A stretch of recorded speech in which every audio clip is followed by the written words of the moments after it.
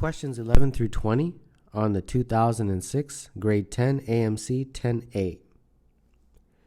Which of the following describes the graph of the equation x plus y squared equals x squared plus y squared? X plus y squared is equal to x squared plus y squared. Let's expand the left side, and if we do, we get x squared plus 2xy plus y squared is equal to x squared plus y squared. And then the x squareds and the y squareds cancel, and all you are left with is just 2xy equals 0. All right, well, where do we go from here? Well, I guess I can isolate for y, 0 over 2x. All right, it's kind of a weird equation, but what is this? Okay, well, it's really not as difficult as you may think or may not think, who knows. Basically, all this is just look at this carefully for a second. Y is 0. Okay, no matter what value of x you put in, y is 0. Correct? So that means that if this is the y-axis and this is the x-axis, y is 0. So no matter what value of x you put in, y is 0, and therefore this represents essentially the x-axis. Okay, but this equation can also be isolated in the following way: x is equal to 0 over 2y. In this scenario, x is 0, and y can be anything. So that essentially represents the y-axis. Okay, so this basically means it's the x-axis or the y-axis. So those are two lines. So number 11, the answer is C. Rolly wishes to secure his dog with an 8-foot rope to a square shed that is 16 feet on each side. His preliminary drawings are shown. Which of these arrangements gives the dog the greater area to roam, and by how many square feet? Okay, for the first one, if he has a rope, he can go, I guess, like that and like this. So essentially what that is just a semicircle. So the area of that semicircle would be pi r squared divided by 2, and r in this case is 8, so it would be pi 8 squared divided by 2, which is 32 pi. In the next one, if he goes in this direction, it will be pretty much the same thing. He will get to about here. And if he goes in the other direction, it will be the same thing. It will get to something like this. So that is also a semicircle, identical to this one right here. But he can keep going like that. And that is a quarter circle with a radius of 4. So his area for 2, this was area 1, is the semicircle, so pi r squared over 2, plus the quarter circle, so pi small r squared over 4. So the first one is similar to what we did earlier. And the second one, the r in this case is 4, and we have to divide by 4 since it's a quarter circle. So this gives me 32 pi, and this gives me 16 divided by 4, so 4 pi. So comparing these, obviously 2 is greater, and by how much? By 4 pi. So number 12, the answer is C.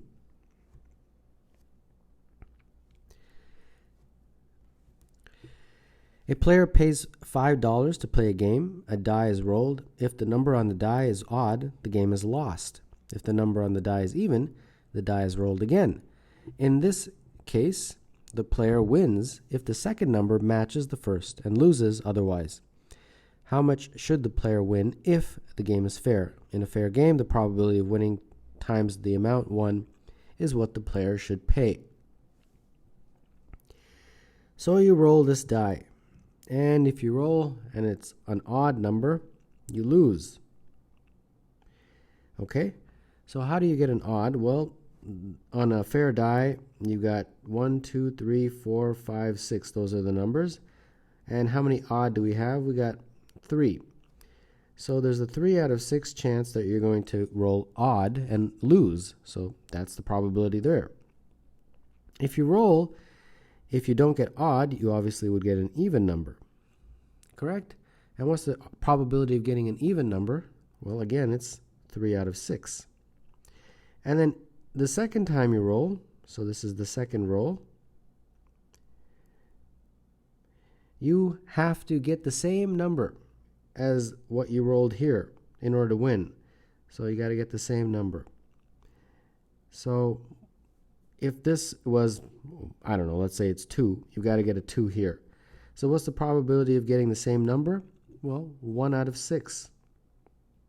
If this was a 2, the only way to get a 2 is to get the 2 again, and there's a 1 out of 6 chance that you'll get the 2 again. Okay? And if you roll a second time and you get a different number, then you lose. And there's a 5 out of 6 chance that you will get a different number. Okay? So we've got to figure out all these probabilities. In this part, this probability is already figured out for us. It's 3 over 6 because there was only one step there. But in this part, there's 2 steps.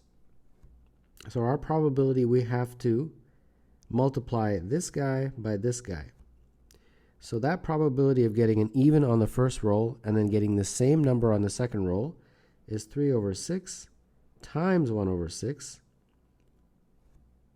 which I guess in lowest terms would be 1/2 times a 6, which is 1 over 12. Okay, and in this, just in case, we only have to deal with lowest terms, it doesn't really matter. I'll just put it in lowest terms. All right, in the same way, we've got 2 steps in that scenario, so we've got to get the probability there. 3 over 6 again, but that's 1/2 times 5 over 6, and that would be 5 over 12. Okay? So now what are we interested in? We are interested in a fair game, the probability of winning. So the probability of winning times the amount won. So amount win, that you win, is equal to how much he pays. So he paid $5, right? So what is the probability of us winning? Well, it's right here, 1 over 12. And that's what I would put here. So 1 over 12 times the amount, I'll just write A for amount 1 is equal to 5. And therefore A has got to be 5 times 12, which is $60. So number 13, the answer is D. A number of linked rings, each 1 centimeter thick, are hanging on a peg.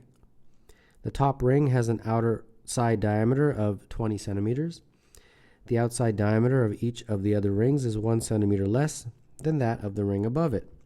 The bottom ring has an outside diameter of 3 centimeters.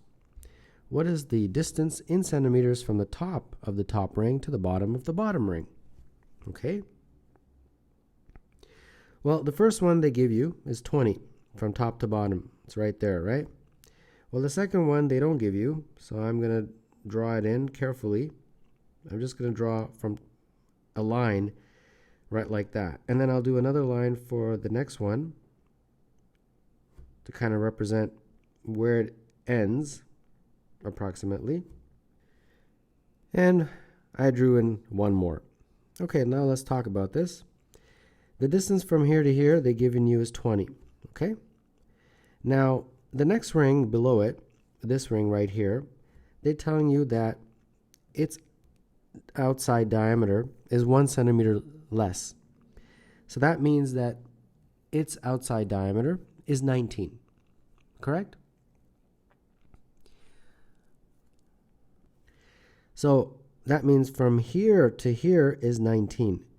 But I want the distance from here to here. Well, how do I get that? I've got to subtract these two. Each of those has a thickness of 1 centimeter. So since there's 2 of them, there's 2 centimeters. So I've got to take 19, which is this guy, and I've got to subtract from it 2, which is this, and that gives me 17. Okay? In a very similar way, from top to bottom for the next one is 1 centimeter less, which is 18. And I want this distance here. Well, if this is 18, and I've got to subtract this distance, which is 2, this becomes 16. And in a very similar way, this distance is going to be 15. And so on down. You're going to get 14, 13, all the way down to 1. So when you add it all up, it will be 20 plus 17 plus 16 plus 15, and so on, all the way until you get to 1. So 20, these are consecutive numbers, all these guys, 1 to 17. And there's a formula, as you know, n times n plus 1 over 2 to add up consecutive numbers. In our case, our n is 17. So that would be 17 times 17 plus 1 all over 2. And this would be 20 plus 9 times 17. 9 times 17 is 153 plus 20. And that is 173. So number 14, the answer is B. Odell and Kershaw run for 30 minutes on a circular track. Odell runs clockwise at 250 meters per minute and uses the inner lane with a radius of 50. Kershaw runs counterclockwise at 300 meters per minute and uses the outer lane with a radius of 60. Starting on the same radial line as Odell, how many times after they start do they pass each other? Okay. Well, we're going to use the formula speed is equal to distance over time, or any combination of that formula is also valid, like time is equal to distance over speed. Now let's start first with Odell. So Odell basically has a time, and I want to calculate this for one time around the track. So one time around the track is going to be one revolution, which is the circumference of that circle, divided by the speed, and we are told that's 250. Circumference is equal to pi times 2 times the radius, all over 250 is the speed. And then they tell us that the radius for Odell is 50.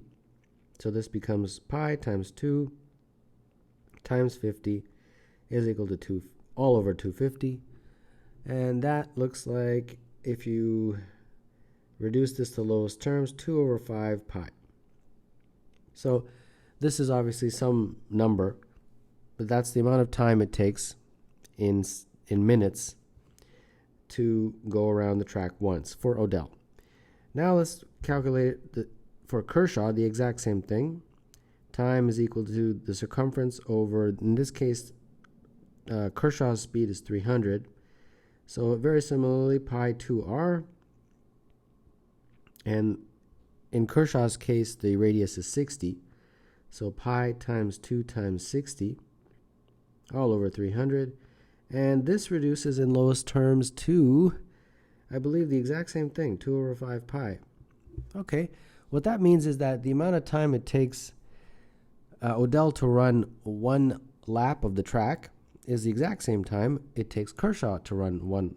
Now you say, well, how is that possible if they're running at different speeds? Because they're running in different lanes, and one person has to run a little bit longer.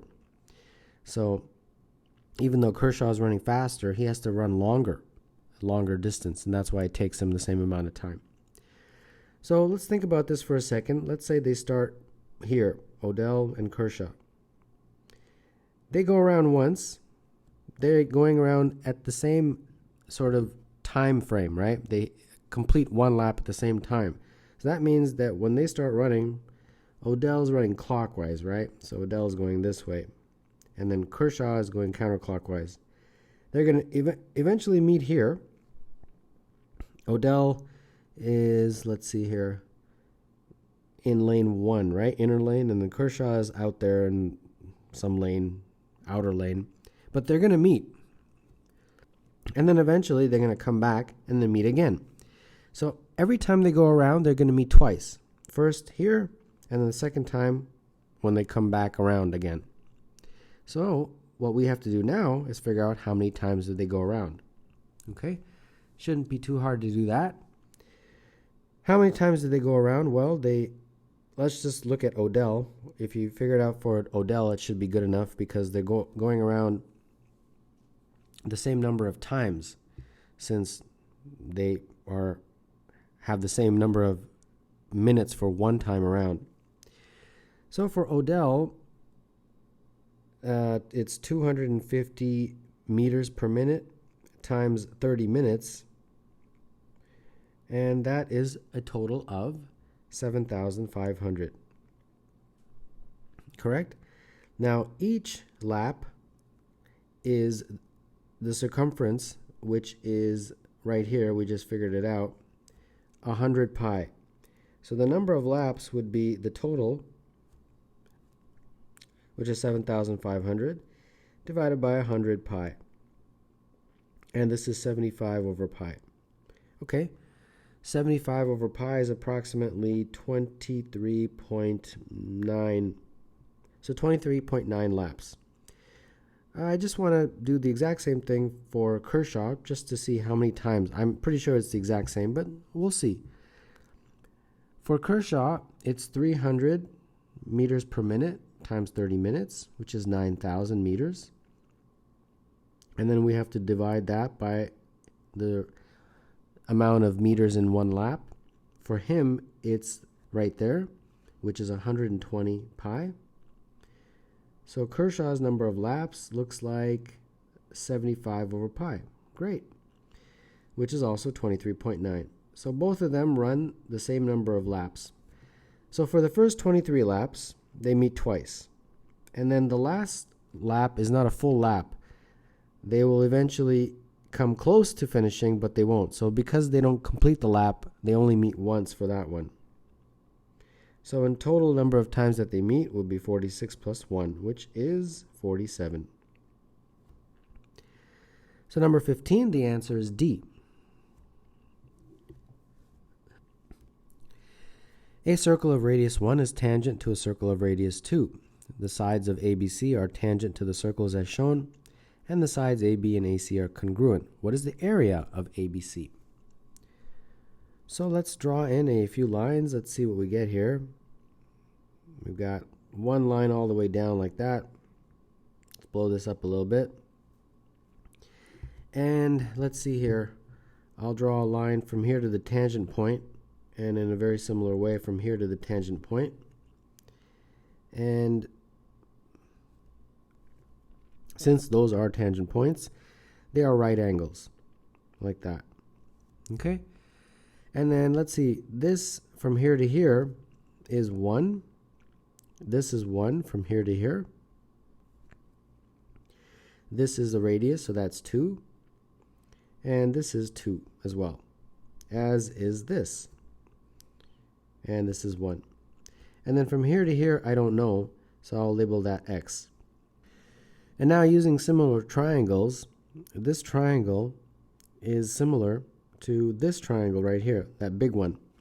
So that means that X plus 1 over 1, this distance over this distance, is equal to X plus 1 plus 1 plus 2 all over 2. So this whole distance over this distance for that triangle. And this gives me 2x plus 2 is equal to x plus 4. And that means x is equal to 2. So there you go. That means if I want to calculate the area of ABC, I've got to calculate 1/2 base times height. 1/2 the base all the way from there to there. I know it's going to be 2 plus 1 plus 1 plus 2 plus 2. And that is equal to 8. And that is the height. And now I've got to figure out the base. I've got to figure out that length right there. Okay, that shouldn't be too much of a problem. Let's see here, how can we do that? Well, probably going to use similar triangles again.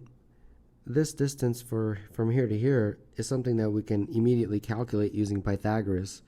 So for example, if I call that from here to here, anything you want, let's call it y, then y squared plus 2 squared is equal to 1, 2, 3, 4, 5, 6 squared, like that. So that means y squared is equal to 36 minus 4, which is 32. So y is equal to root 32. Okay? Now, to illustrate similar triangles, I'm going to call this theta. And if that's theta, then this is going to be 90 minus theta, that angle. And this is, of course, a right angle. And therefore, our similar triangles in this case are going to be the big one. That whole triangle is similar to this one right here. And the reason is because this angle is also 90 minus theta right there. So that gives me the following relationship. 8, which is from top to bottom, over the base, which is in our case the base divided by 2, is equal to, in the other triangle, this distance, which is y, all over this base, which is 2. Okay? So this gives me 16 is equal to y times b over 2. And then y we just got was root 32. So b over 2. And then that gives me 32 is equal to root 32 times b. And therefore b is just root 32. All right? So we've got our b now. So this becomes 1/2 8 times root 32. And that looks like 4 times root 32. And if you take out the 16, it becomes 4 root 2. And that leaves me with 16 root 2. So the answer to this question, which is number 16, is 16 root 2. And that would mean that is D.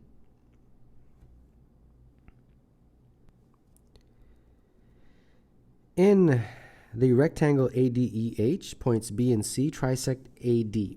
And points G and F trisect HE. In addition, AH and AC equal 2. What is the area of quadrilateral WXYZ shown in the figure? So they tell you that this is 2. They tell you that this is trisected by B and C. But they also tell you that AC is 2. So if this was, say, X and X and X, and AC is 2, then that means each of those is 1. Okay? So this is 1, and that's 1. All right, now they want you to figure out the area of this shape in the middle right there. Okay? Let's draw in a few lines here. The first one is right across like that, and then the next two I'm going to draw are going to be top to bottom like that. And there's a lot of symmetry in this diagram, so I'm going to draw a line from W to Y like that. Okay? Now, I hope you can see that this is a right angle right here, this one like that. So if that is a right angle, all I really have to do is figure out this length, and I can use 1/2 base times height to figure out the area of this shape. Now, this distance from here to here, x to z, is the same as BC. So that's 1. So I'll just put that in here. XZ is 1. Now, if I can figure out the distance from W to XZ, then I'll be able to figure out the shape. Okay? So how do I do that? Well, there's several approaches to this question. Let's see here. In any direction, really. GF is equal to 1, right? And since I cut this line in a way that it splits HA in half, this is 1 from here to here. And if that's 1, then this is 1. Okay? From G to X. So that means I can figure out this distance right here, F to X, using Pythagoras. Pretty straightforward. Fx squared is equal to 1 squared plus 1 squared. So that means fx is equal to the square root of 2. Okay? Now, and then by the symmetry of this diagram, xw is going to be a half of f to x. So that means this is root 2 over 2.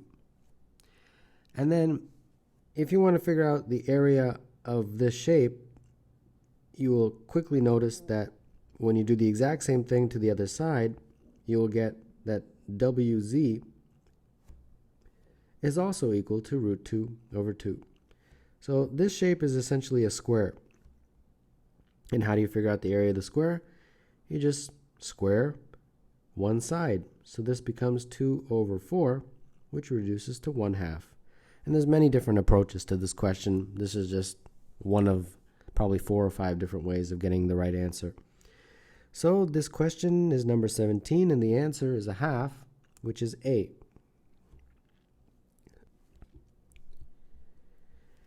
A license plate in a certain state consists of 4 digits, not necessarily distinct, and 2 letters, also not necessarily distinct.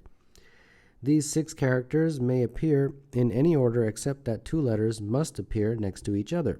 How many distinct license plates are possible? So the 2 letters have to appear next to each other, so treat that sort of as one group. I'll call it L. And the first letter, there's 26 possible choices, and because they don't, there's nothing says that they can't be the same, not necessarily distinct. That means the second letter can also have 26 different possible choices. So that's 26 squared.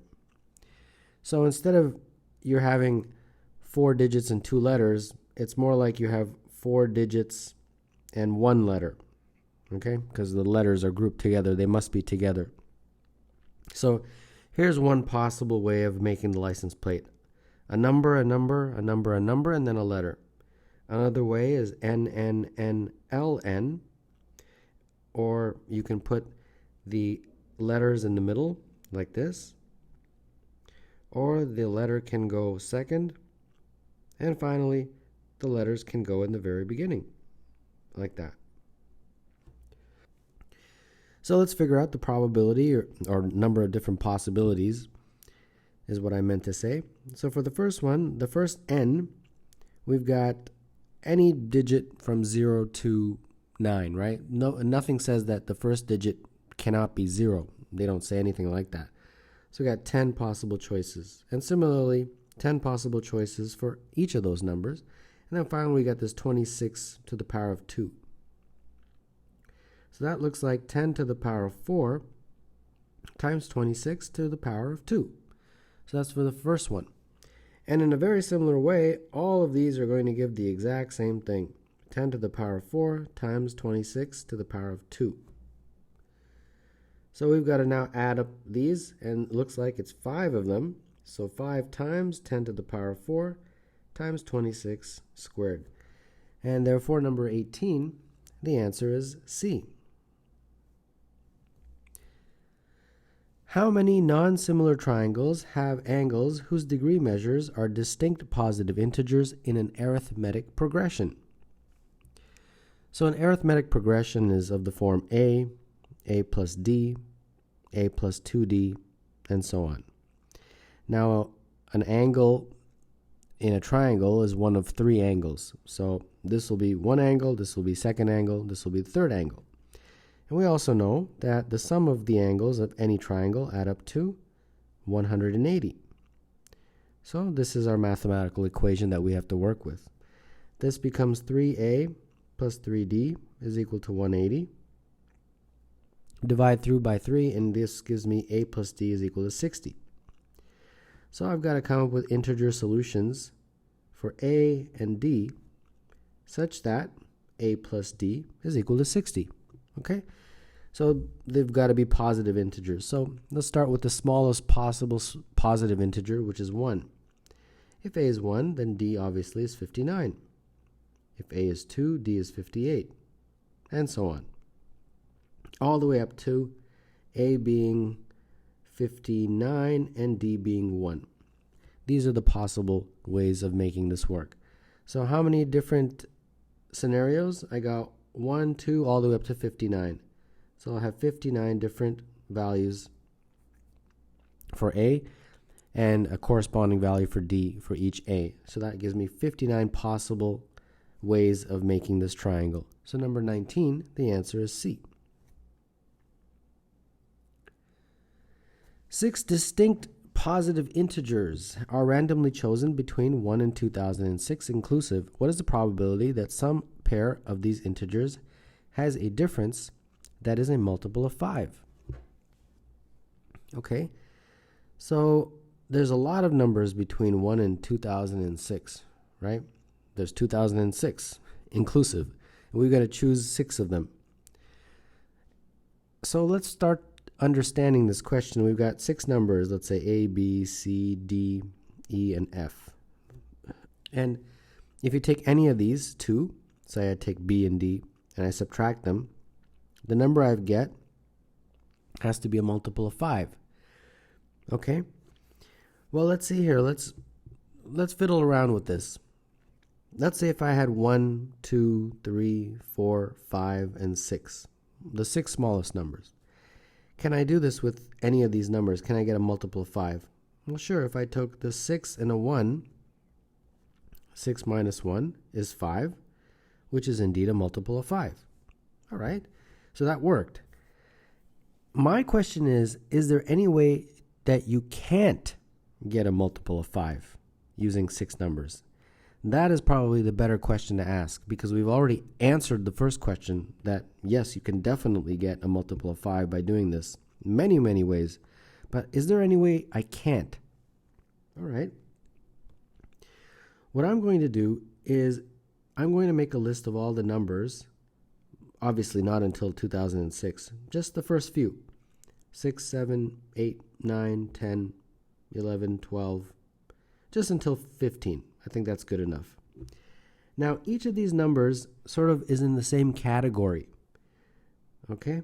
Like, for example, all of these, I'll call them as A.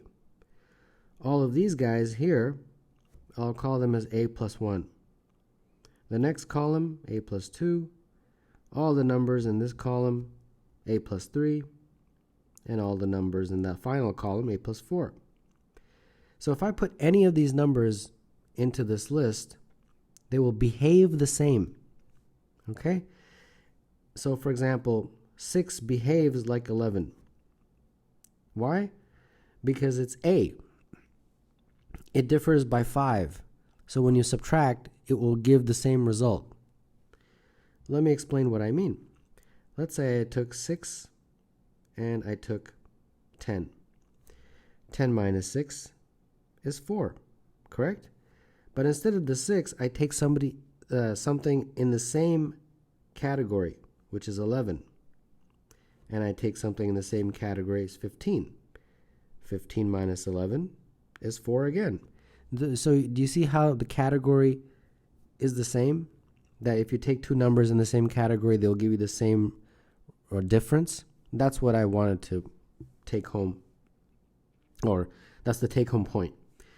So what that means is that every number from 1 to 2006 can be put into one of these 5 categories.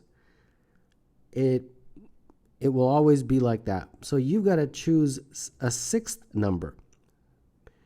Okay, but the 6th number will be one of these. So if I choose, let's say, these as my 5 numbers, the 6th number, if I chose, let's say, an 8, it's in the same category as this guy. See what I mean? And if you take 2 numbers in the same category, they will have a difference that is a multiple of 5. So you will always get a multiple of 5, no matter what you choose.